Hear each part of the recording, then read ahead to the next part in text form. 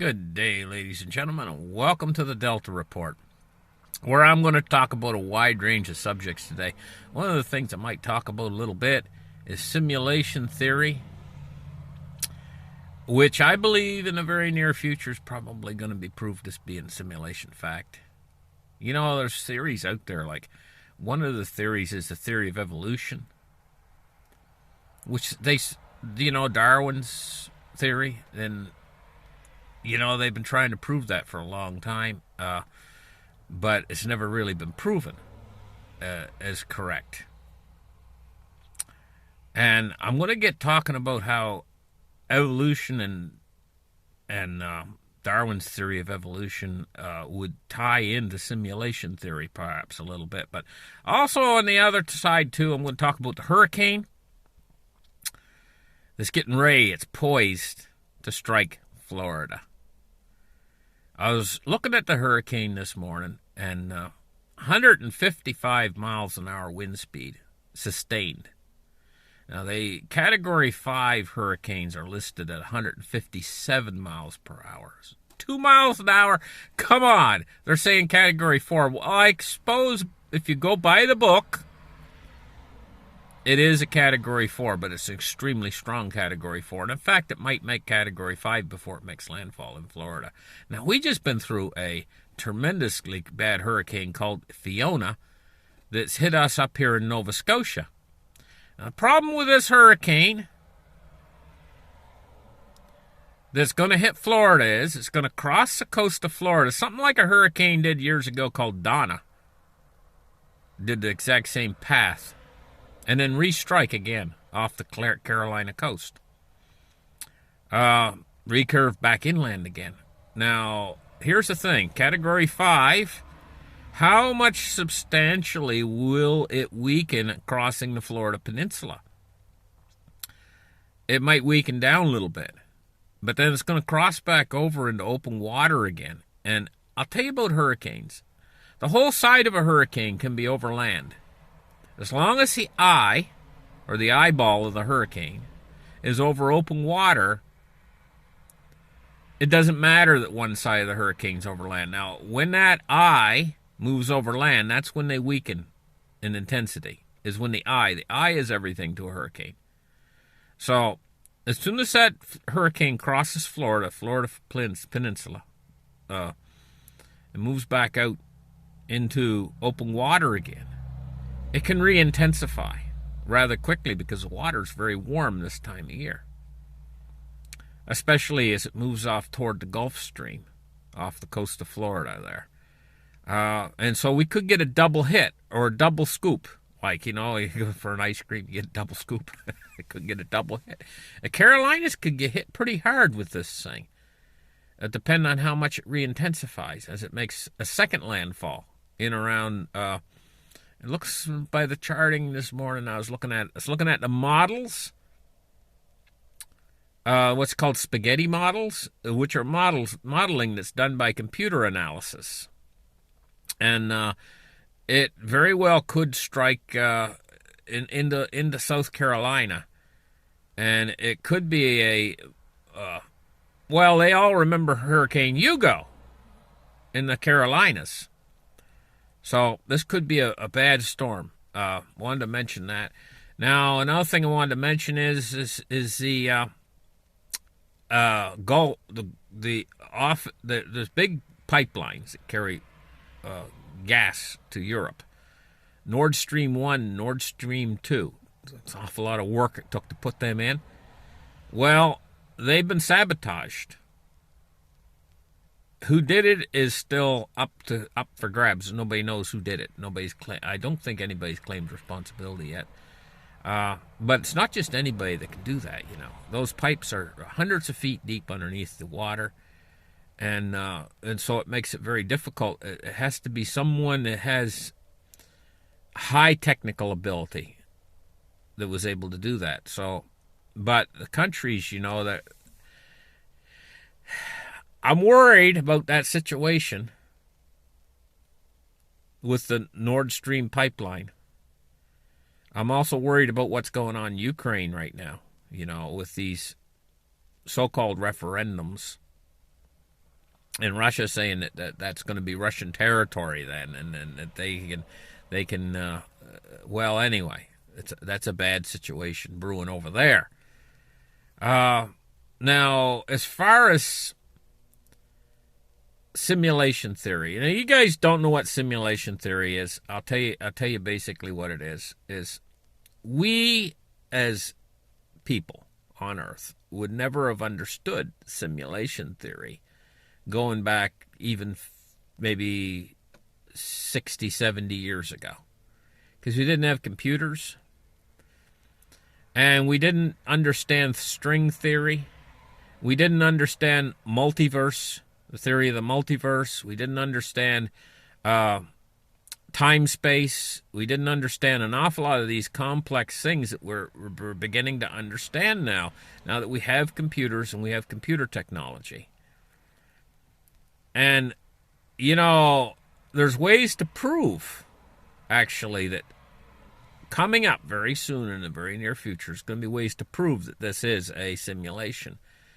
It's like things are coming around full circle. Now, my research into this began with my research into the UFO phenomenon, which is going back, like, I was a very young man then. And it all started with me having a sighting, an unexplained sighting of something that to this day I don't know what in the heck it was, And it got me interested, very interested is an understatement, in UFOs and unidentified flying objects. Up until that point, I didn't believe that they were real, up until I made the sighting.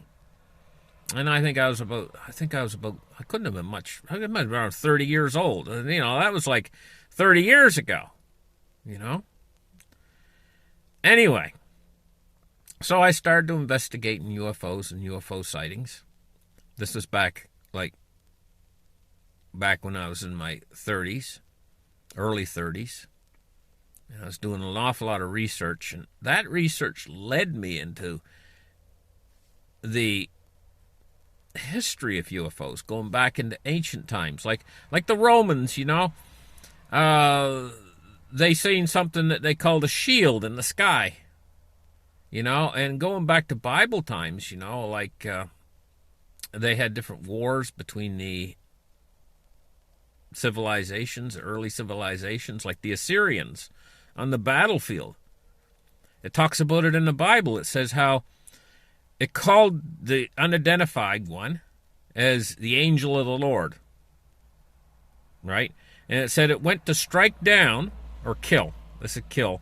I think it was over 100,000 Assyrian soldiers in just one night. This unidentified object. So they didn't have ways of explaining these things back in Bible times, and they explained them as best they could. If you take a look at some of the things like Ezekiel's wheel that he was trying to describe, and it was the description of an unidentified flying object. So I started to study these things in ancient times, and there's codes written in to the ancient tales and also the ancient texts, and there's a code, and a mathematical code's written in. Anybody who studied things like Stonehenge, anybody who studied things like the Mayan and the Aztec civilizations, and their beliefs and their belief structures and how they relate to the Egyptians, the Assyrians, and the Babylonians,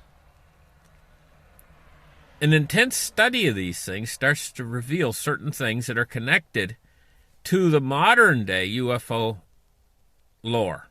I'll call it lore. Okay? And so with an intense research into these things, my research started to develop into different avenues. And this is what I used to, well, I shouldn't say used to, I still do, enjoy researching these things. And I would spend my evenings every night, instead of watching silly, frivolous movies and things like that, I'd spend 4 or 5 hours reading books This is when my eyes were a bit better, back when I could read a book without glasses. Old age is a son of a gun, isn't it? So anyway, and so before the movie, there was a movie made that was a kind of in this whole thing of simulation theory, there was a movie that come along that was called The Matrix. So, quite some time before the Matrix movie was produced, I was starting to, in my research, was starting to draw conclusions that this, through my research of these ancient texts, things like that, I was starting to draw conclusions that this world was a simulation in my own way. Then the movie came along, The Matrix. And I can't remember now, because it was a long time ago, when it first came out. I don't think I might have went to the theater to see it, but I think I got it when it first came out on the VHS. I think I rented it, if I remember right. And I got watching that movie because I always like science fiction, you know.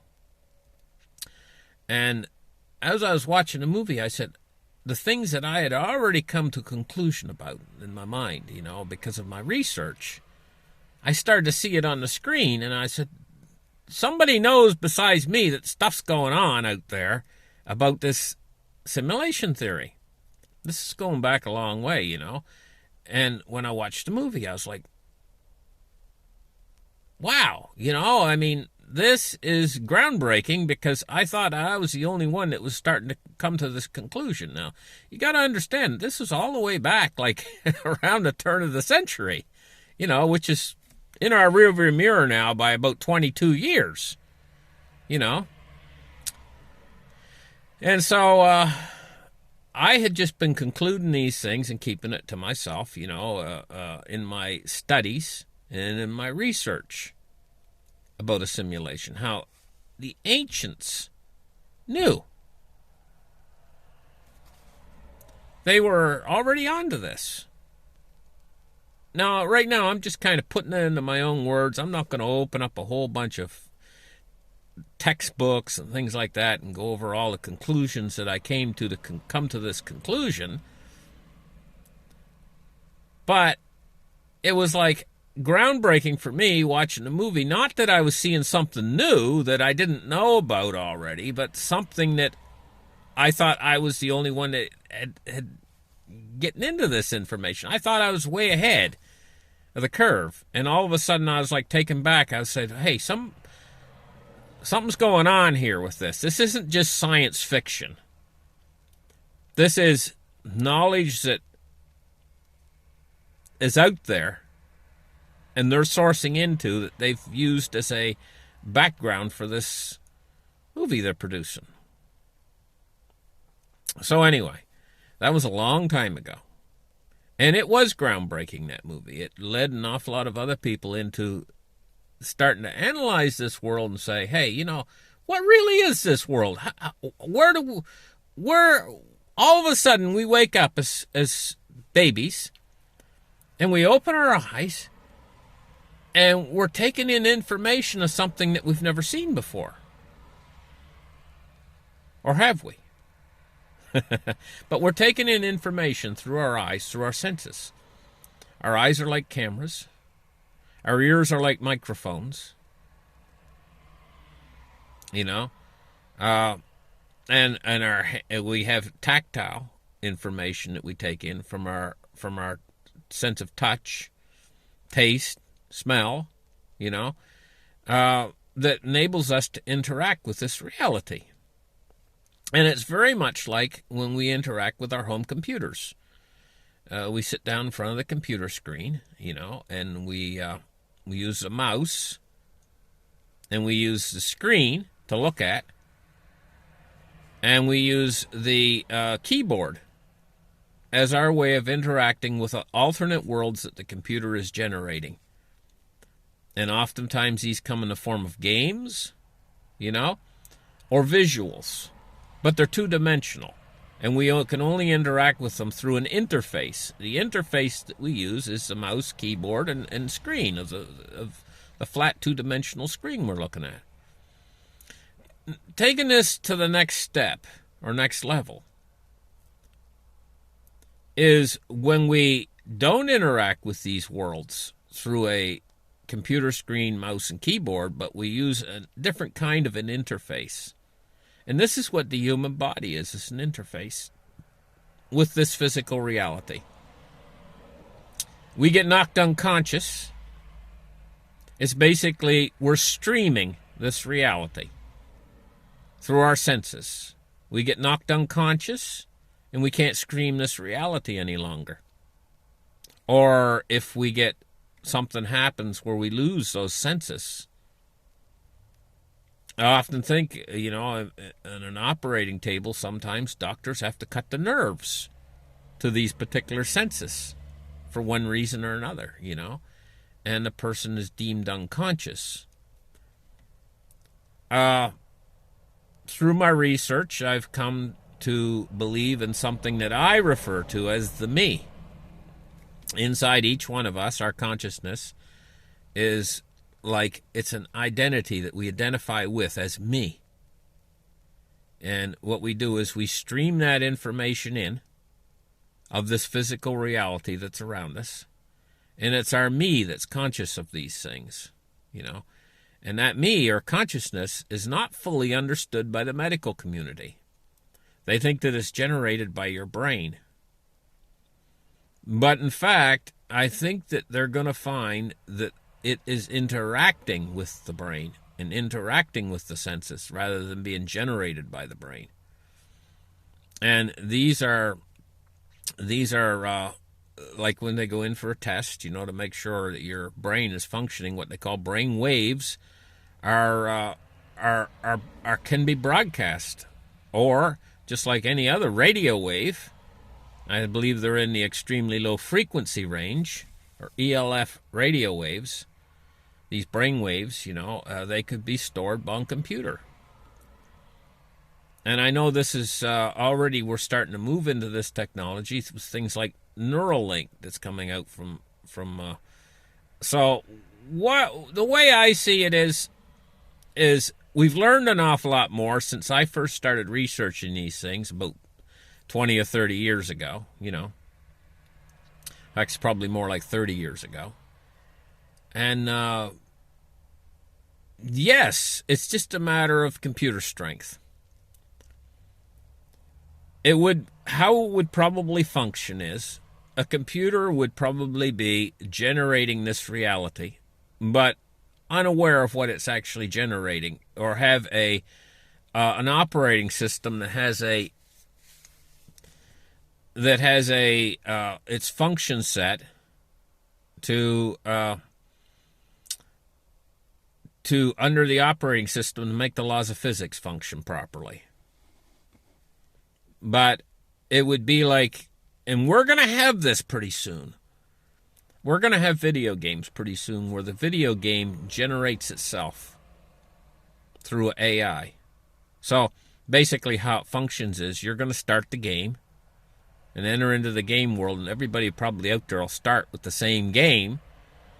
But depending on what you do, depends on how the game evolves. So what we're talking about here is a game that's constantly evolving. The creatures in the game will evolve depending on your actions and what your decisions are. And so no two persons would have the same game. So the game would be constructing itself by itself. So when you first buy the game,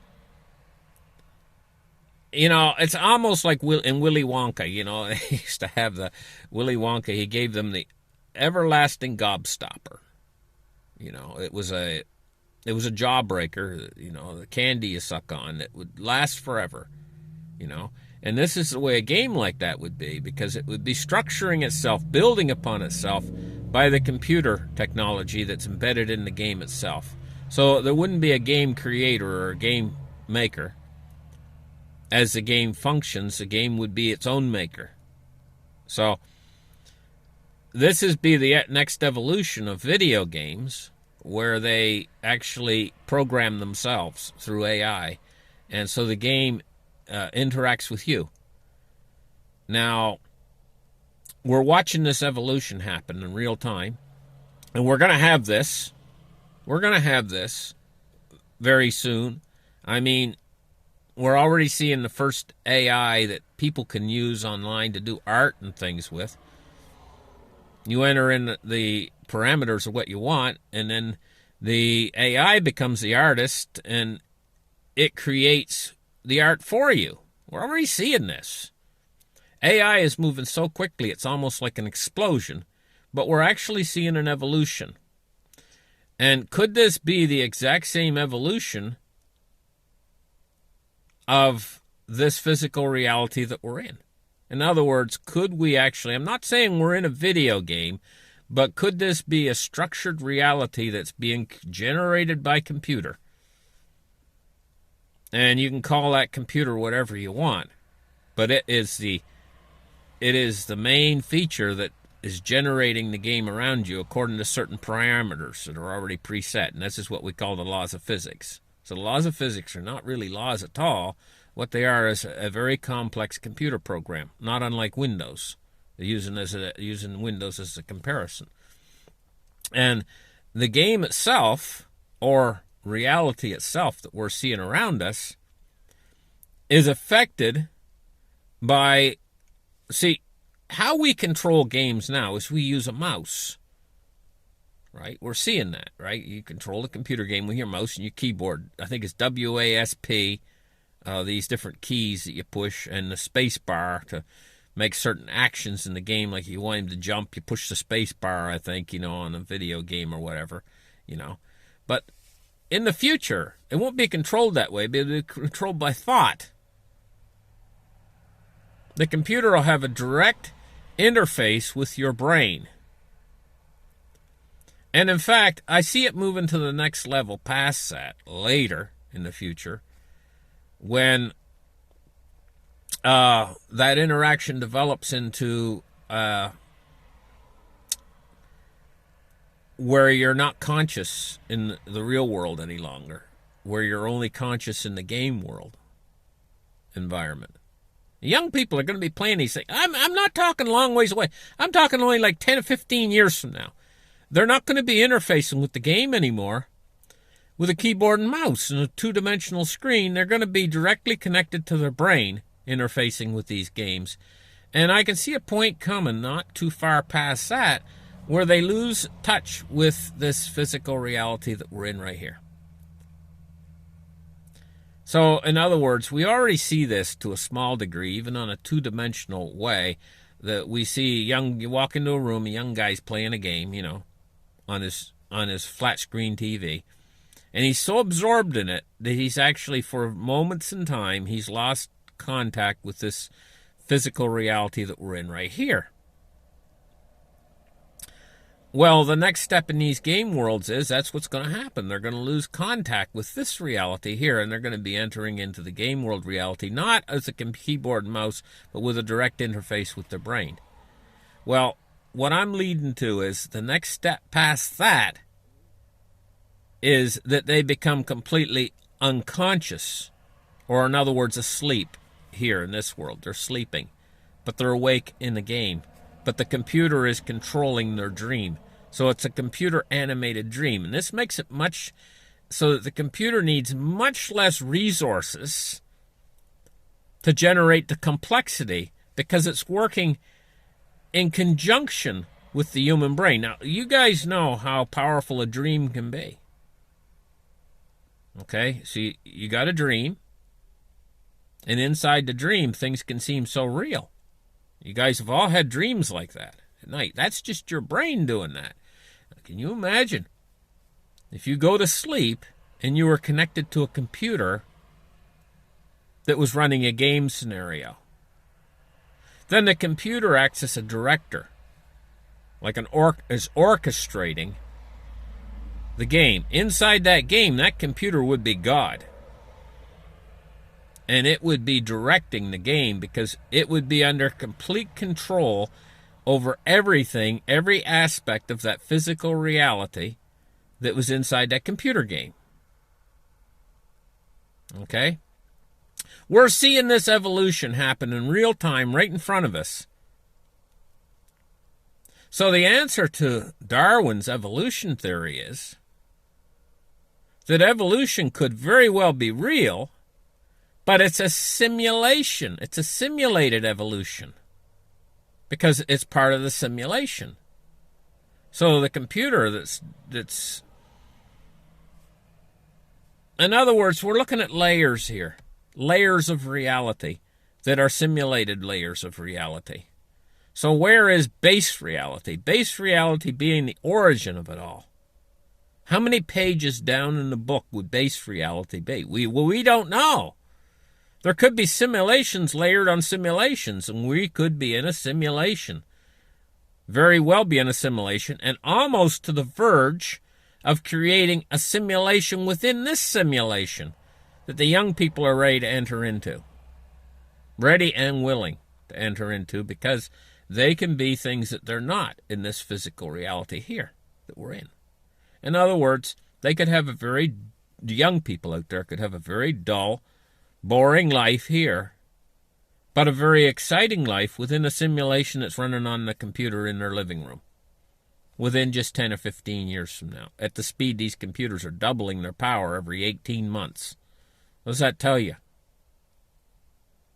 But this, what we're in right now, could very well be a simulation as well. But one of the things I've noticed about these simulations is they always emulate the world behind them to a certain degree. You play enough video games, and I have played video games in my past, especially my grandmother. She loved video games. She had all of the latest video game machines. She's passed on now. She's been passed on for about more than 10 years, And I suppose I quit playing video games for the most part after she passed on, but she was so into it, she drawed me into it too. I mean, my grandmother loved video games. She had the Xbox, she had the PlayStation, she had she was like, just loved to have a big cup of tea and sit in front of a video game and eat some cakes and stuff and just play a video game. She loved these video games, Anyway, God rest her soul. But I was interested in some of these games too, like in some of these games that simulate realities. One of the games I remember I played back on the Xbox, I think it was the original Xbox maybe, was a game called Morrowind by Bethesda Laboratories, and it gave me my first taste into what a computer can do with alternate realities. And like I say, back in those years, I was already researching these things, going from a different angle of research, Anyway, it's a long story. I'm getting sidetracked a little bit. My show's getting rather long. I'm up to almost the 30-minute point at this time. Well, more to come. Anyway, you guys, if you're interested in things like this, I'm starting to do shows on my Patreon channel. About once a week, or maybe once every week and a half or so, I produce a podcast where I go over the events of the world that's happening in the world right now, more into the meat and potatoes of what's happening in the situation in the world right now. And then I also do science fiction stuff like UFOs and stuff like simulation theory, like what I was talking about right now, and things like that. I do a show there about once every week or every week or two there, too, on Patreon. And guess what? It's only $1 to join my Patreon. It's Financial Turmoil Explained on Patreon. That's how you can find it. It's just put in Financial Turmoil Explained. I think it's all one word. I'm not sure. But anyway, thank you guys for listening to my show. Like and subscribe. And we'll catch you guys again on the Delta Report. You guys have a great afternoon. Bye-bye.